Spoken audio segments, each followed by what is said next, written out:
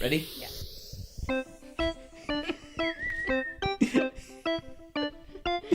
Hey! Hold on. You want to be in the video for a second? Hey, thanks for accidentally clicking on Tablenauts. I'm Doolin. I'm Emily. And today we have a fun video that Lena decided she wanted to be a part of. You're even looking the right way. That was really cute. So, Emily and I just got back from camp with a multitude of kids. I think in total there was, 50 of us at least? Yeah, and before we go to these things, I like to pack a bunch of games, and Emily helps, and we try to pick games that suit the crowd that we're going to. Not that all of them can play at the same time, because that's impossible, but games that we can teach really quickly, that's a must, that people who are not big board gamers can play, but are still competitive, and Lena is shaking the camera. So games that are easy to teach, games that play rather quickly, because when you're at camp, we're doing a whole bunch of other things. We're doing a lot of hikes, but when we all get back, we want some games that we can have people kind of drop in and out of while they're maybe eating even. But these are our 15, and as I say them, Emily, would you mind showing them off for the camera? Because we have been told by a lot of people that they're upset when we don't show the box. I don't know how upset that they actually get. So first up, a game that got played quite a lot was Doodle Dash. And Doodle Dash is a drawing game where, I think we've talked about this before on the pod and on the channel, but the idea behind this game is kind of like Just One. Mm-hmm. You'll have a judge who is trying to guess what everybody else is doing, but unlike Just One, it's not cooperative. Instead, everybody's trying to draw incredibly fast. First person to get done grabs this, what do you want to say it is? Like a stick. Golden stick, yes. And they're going to be the first player, and then the second player to finish. It's called a cylinder, a large one cylinder. large cylinder. Yes. Yes. The golden cylinder. Anyway, the first player is going to show the guesser their drawing, and if they can guess what it is off of that, then those two people get points. And then second player, if not, and then everybody else, if not them. And this is fun. Yes. It is also one that I think is best taught while playing. It's like, okay, everybody just start drawing this as fast as you can. First person grab this, second person grab this, and then, we just guess. But what do you think of this, Doodle Dash? I like it because I'm not good at drawing, and I think that you don't have to be good at drawing for this. Yeah. The point is to be fast, so everybody, even if you are a good artist, you're drawing really fast and quickly, so it's not going to look great. 100%. But it also makes it hilarious, so it's funny. I think this is our brother-in-law doesn't like drawing games at all, but he'll play this because, again, like Emily said, you don't have to be good at it. And you can still, win if you're bad at it. So Doodle Dash, that was one of them. Emily, good. Next one was Strike. Got played a whole lot. What do you do in Strike, Emily? Okay, Strike is basically you have this big coliseum kind of thing, this big arena, I guess, and you throw dice into it, and each person takes turns putting a dice in there. If you get doubles, like two of a kind, you get to take them out and hold them, and then it's the next person's turn. You keep going. If you get X's, you remove the dice from the arena. If you roll, I guess, all doubles, you take all of them out. Which is the most exciting thing that can happen. And the next player has to roll all of their dice in there. And then once you're out of dice, you're out of the game. But I'll start off with, 2 or 3 other people. And then it just naturally, as we get excited, as somebody rolls, all doubles, then the boom, everybody's roaring. And other people draw in, and they're like, can I get in on the next game? Can I get in on the next game? Because the games are only 3 minutes long. And it's really easy. It's really easy to understand. It's really easy to teach. And it's really fast. And it's kind of a push your luck. So it's not really any skill involved. It's a very simple. Easy. You don't have to really think too much. It's just fun. Next up, Emily, what is it? It is Trio. Great game, right? Yes. Trio is awesome. Trio got played a lot more than I expected. And I think that was mainly because of you. And also a few students that you taught the game to already. But Trio is a matching game. It's kind of like Go Fish, and it's kind of like matching. And I know we've talked about it on the channel before. Yes. A lot. Same as Nana. Yeah. Just different theme. We didn't bring our Nana copy because Trio is more available, and any game we bring to camp is liable to be destroyed. So we kept Nana at home, but Trio we brought, and it was awesome. It's a fun game to play. It's maybe a little more involved than say like Strike or Doodle Dash. A little more thinking, but it's still awesome and still really easy to teach, which I think it hits that well. She wanted you, I guess. So next up is a great one from this last year, I think. Yeah. It's That's Not a Hat. That's Not a Hat. So Emily, yes. If I were to play That's Not a Hat with you, yes. Can you explain at all what it does? Here, hold on, I'll take her. That's Not a Hat. Every player has a card, a little simple drawing, a simple little thing. You go around, you show everybody what it is. You have a banana or glasses or a skateboard or whatever. And then you put them face down. And then you can either, you pick up a card from the middle and you can either pass your card to the left or to the right. And you can say, here's a nice banana or whatever it is. Yeah, sure. And the person you're passing it to can either say, thank you, Emily. Or, that's not a banana. That's not a banana. In which case we would do a test. And if it is a banana, I would lose a point.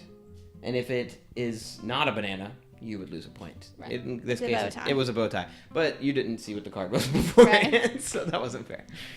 But yeah, that's literally the game. It sounds really easy. In my head, I was like, this is going to be too simple. But once you get into it, I have a lot of trouble remembering what card I have. You're constantly passing them. You're like, what did she have? Was that a banana? Was it a donut? I don't know.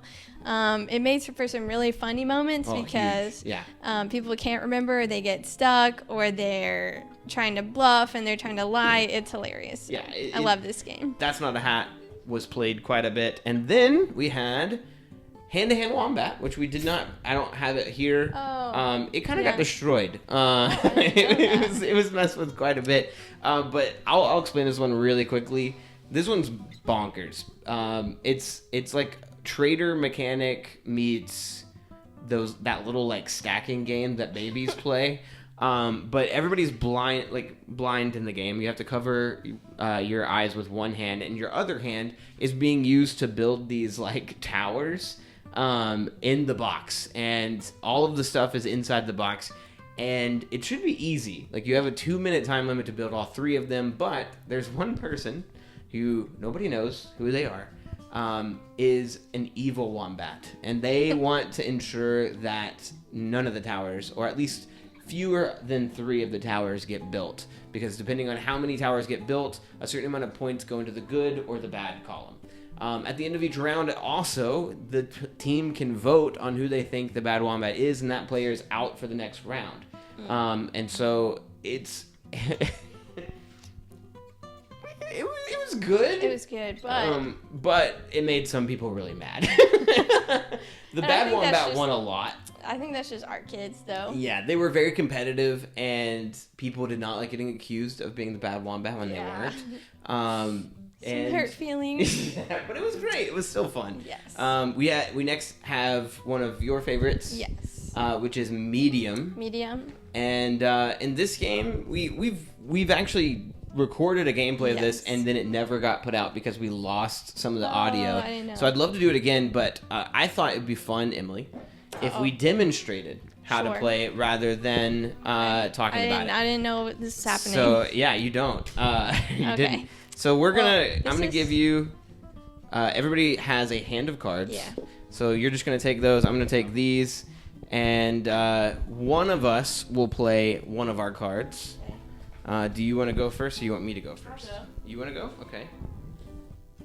So Emily played the word leaf. Wow, this is going to be hopefully easy. I'm going to play the word tent. Leaf tent. Ready? Maybe this was stupid. I apologize if that wasn't. All right, leaf and tent. And so Emily and I have 2 words. Yeah. And we're going to try to associate those 2 words with one word. And we're going to count down from 3, and we're going to hopefully say the exact same word. If we don't, we're going to go off of those 2 words and try to go again. So, Emily, are you ready? Yes. 3, 2, 1, camping. That does sound better. Leaf Tree tent. and camping? Tree and camping. Oh, no. Okay. Tree, camping. I know a word. I know a word. I'm ready. All right, ready? Here we go. 3, 2, 1. Hammock. Aha! Well done, Emily. So we had to go off of our next 2 words that we both said. We also weren't allowed to say tent or leaf because those words were already used, and we got it on the second go. We get points based off of how in 3 tries, how well in 3 tries you did. We get it on the second try. If you don't get it in 3 tries, you just get no points. Something that I really like about this game is seeing who meshes well together and who doesn't. Like certain people that I didn't realize I would definitely be on the same wavelength with that I was. It was really funny. Like, I don't know. We also played with our families a few times, and it's really odd to me that I do really well with my mom and he does really well with his mom. Like, I don't know if we there's have a theory. Yeah. That mothers and their children play have a connection. Yeah, play medium very well together. But you can let us know if that works for you or not. But yeah, medium was great. I saw you playing that a lot more than I played. Yeah. But next up was one that we played the entire time we were there. And I bought Don't Get Got and used it for the entire group of 50 people, which we changed the rules. Normally you would play to where it's the first person to accomplish 3 tasks. I wanted it to last the whole weekend, and so I gave everybody 3 tasks, or the whole week, and said you could only accomplish 1 per day. And if you got stuck on one, or if you failed a task, you could come find me, and I had bonus tasks that you could trade in for. And so it was really fun. I thought it went really well. Everyone who accomplished it by the end got I think I had candy for the winners. I didn't get mine. Oh, well, I can give you candy. Don't worry. You have to get all 3? You had to do all Only 3 did of your... one. Oh, okay. Well, there you go. But if you accomplish all 3, you got some candy. I think this is actually... if I could say this, for people who, have to host a really, big group of people for, a whole weekend or something like this, maybe it's a work trip or, a family reunion, Don't Get Got would be a great way to... connect everybody for the weekend. Break the ice. And it's really fun. So Don't Get Got was a blast. And then next up we have Taco Cat Goat Cheese Pizza. Yeah, which is a classic for us. Exactly. You can tell because our box She's well loved. is very I was gonna say beat up, but well loved is a nicer way to put it. But in this game, Emily, what do we do? Every person has a hand. You deal out the cards, and then you take turns laying down a card. And we play a card. You lay it down face up, and you say whatever word falls next in the sequence. So first you would say taco, and then Josh would go and cat. You would say cat, and the next person would say goat, and cheese, and pizza, and so on. If what you say matches what you lay down, then everyone tries to slap it, and the last person to slap has to take all the cards. There's also special cards like Groundhog, where you do the and then Narwhal. It's hard to do with mice. And then Gorilla is funny. But this is a good game as long as there's not... Well, even then, if the person's a good sport, sometimes there's one person who gets picked on. Who just gets all of the cards. Gets every card. Because they're slow, or they can't do it fast enough, or they're not paying attention, or whatever. But if they're good sports about it, it's pretty fun still. But that's a great game to play with people. One. And then one of the best. Yeah. Love Letter. We went from Love Letter. Completely uncomplicated to arguably the most complicated that we brought. So I'm not going to say this is a really complicated game. But our students that went on this trip already really liked this game, and they play this all the time, and so of course we had to bring it, and of course they loved it. It's a bluff, kind of a bluffing game, where you're trying to have the highest card while also staying in the round to the very, very end. It's a blast, and certain students, you're right, not all students, but certain students really liked it and wanted to constantly be playing it. Yes. Next up we have Tapple, which should be at our house. It's actually, at my work, and I'll bring it back. But this game always a loved one. It's a table piece too. Essentially, you'll flip over a card that'll say animals, and then there's all these letters around it, and you'll hit this buzzer that'll go beep, beep, beep, and you're hoping to hit a letter and say an animal that starts with that letter, and then hit the buzzer to restart the buzzer for the next player before it goes off. Yeah. And after a letter's been used, nobody else can use it that round. And so it gets tougher and tougher, and it's always like just a 30 to 40 second game that's so fun. Yeah. But then, go ahead. Last year we played this game with some more skin in the game, I guess. Skin in the game. Oh yeah. No, yes, no, you're right. He made some slime out of like vanilla pudding and green food coloring, and had it over people's head. So if they messed up or if the timer went off on them, then they got slimed. Which honestly made the game go even faster. Just some added pressure. Like, who knew that like the threat of slime would make people forget things and play worse, even worse? It definitely made me forget all the thoughts that were in my head when I had slime over. But yeah, that's another way you could like increase the fun of Tapple, to be honest with you. The stakes, if you will. The stakes. Maybe we'll do a video of that. That would be really fun. Imagine sliming Max. Like, that'd be so funny. Next up, we have 5 more. We have Flip 7, which is kind of a new love for us. This game came out last year, and it's the simplest game. Yeah. Because it's literally just a decision of, which a lot of these are, press my luck or stay. And in this game, like, you're flipping over cards, and their value is the number on it, while also being the number of cards of that type in the deck. So there are 12 12s. 11. They also give you 12 points. And so the lower the card, the less points you get, but also the less likely that you'll flip over a card like it. And so when it gets back to your turn, you can choose to push and flip over another card, or you can just keep the points in front of you. And I like this game because it gives you some, like, the fact that the highest points are also the most risk means that you are more likely to keep going if you're just pulling lower cards. Right. And the fact that everybody's getting different numbers means that, like, oh, I have 28 points. And I have a good, like, I should really, like, likelihood of me pulling a bad card is high. But Emily, she has 40 points, so I'm going to go. I lose, you know, type of thing. I wish I knew how to count cards. I think you could. I don't know. I think. A little.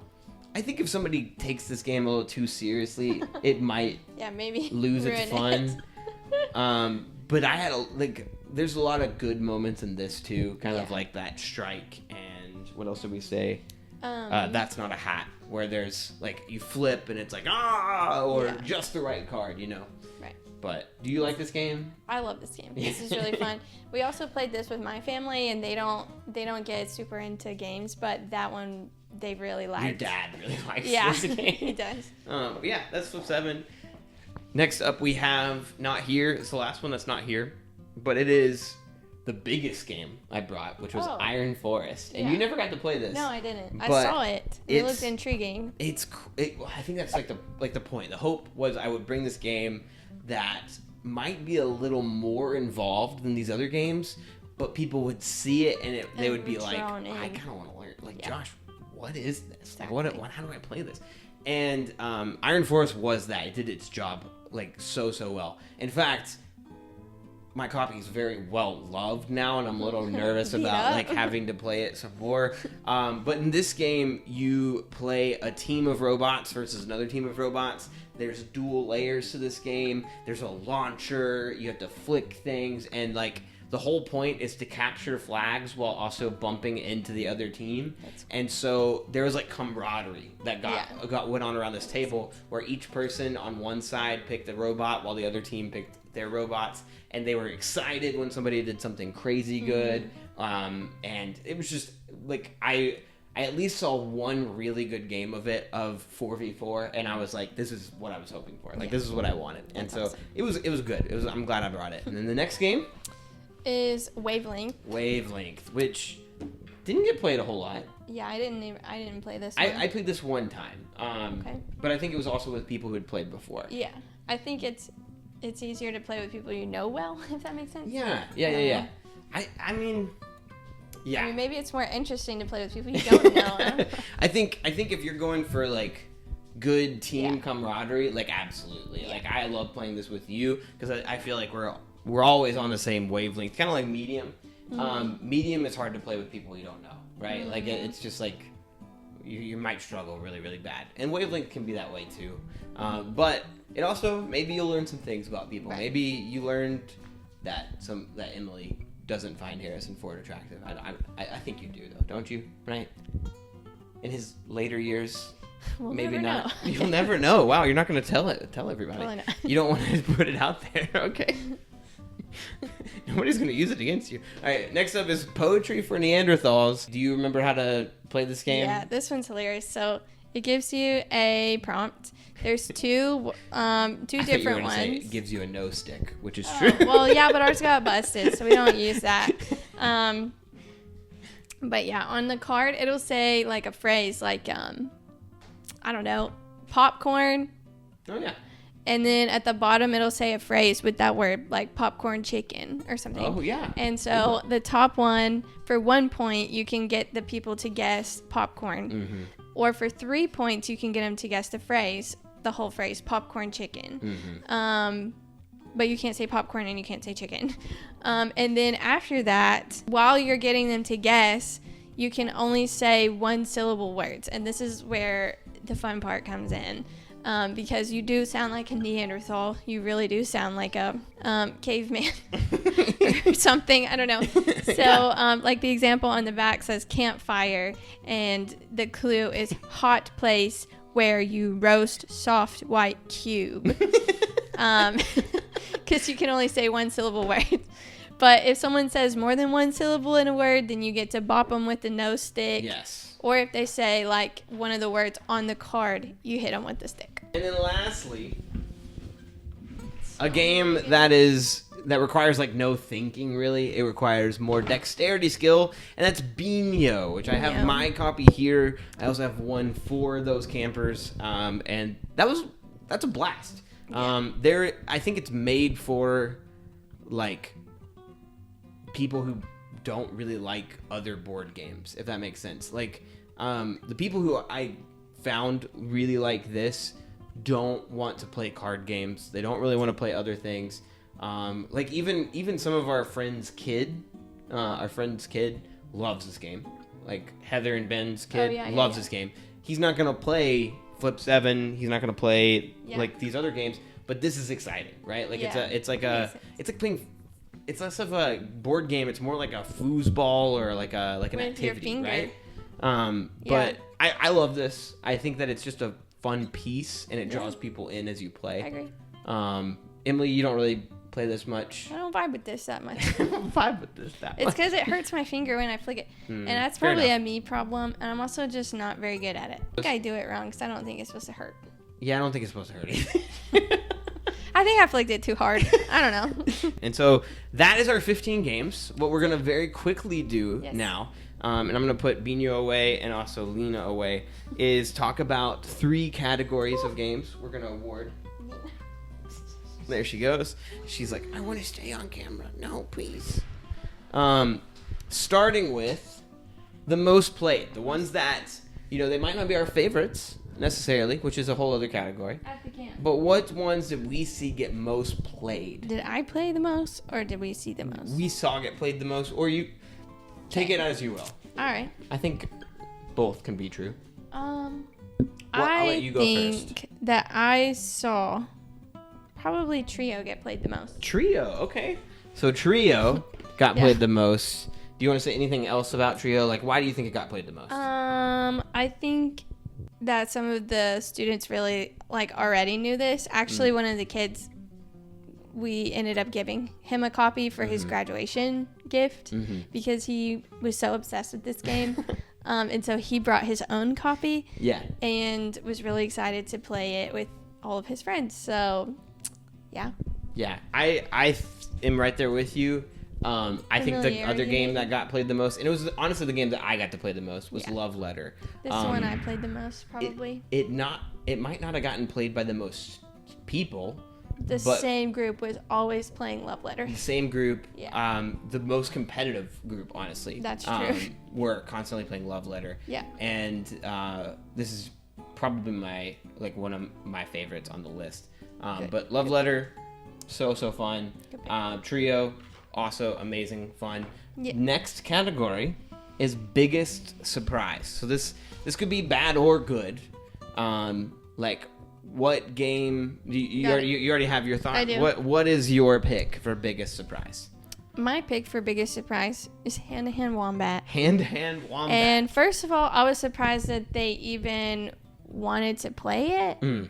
But then I was also surprised at how upset they got over it. Fair enough. Just how competitive they took they it. got with it. Yeah.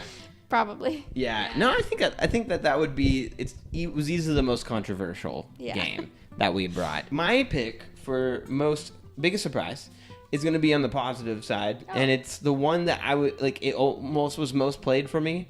I was just surprised at how often it got played, and that was Doodle Dash. Oh, good. This game has kind of come and gone for me, at least for our family. Like, we used to play this a lot, and then like we've gotten into other games, right? Like, and that's just kind of the nature of things.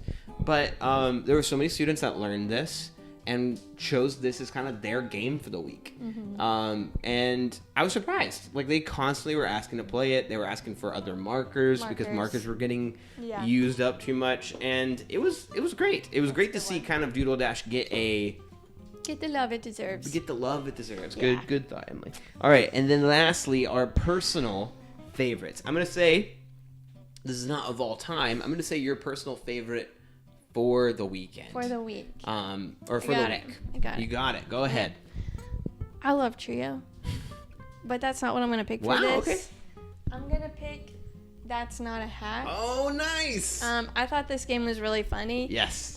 It just came, like, oh my gosh, some of the moments where people couldn't remember what card they had, and they were like, this is a bicycle, but like someone already had the bicycle flipped up over there, and everyone could see it on the table. Gosh. It was public information, so you're like, are you sure it's a bicycle? Like, it was just so funny, and it just to see people's faces and the way that they're trying to bluff, and the reactions people get when they can't remember things, and yeah, I thought this was a riot. 100%. So fun. So much so that is actually my pick as really? well. Like 100. Okay. I'm glad that it was shared, and I think for good reason. There were so many, like, in terms of gaming moments I'll remember over the course of my life, you know, like, or over the last year at least.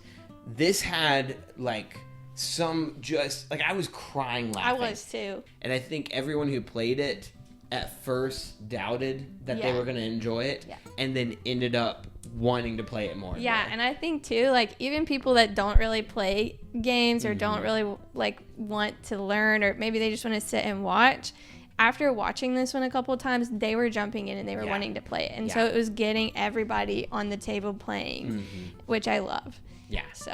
No, this is a great game, and it deserves like the love it's getting kind of around the board game community.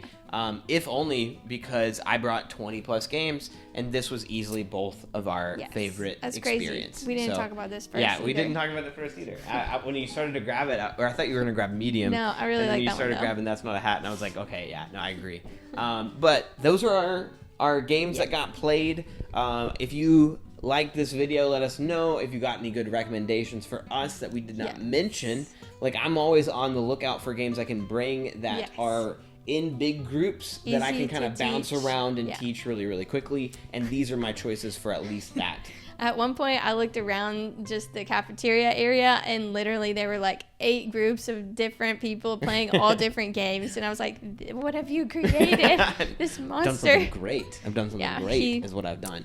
But no, it was a lot of fun. And like every night, every morning, multiple games were getting played.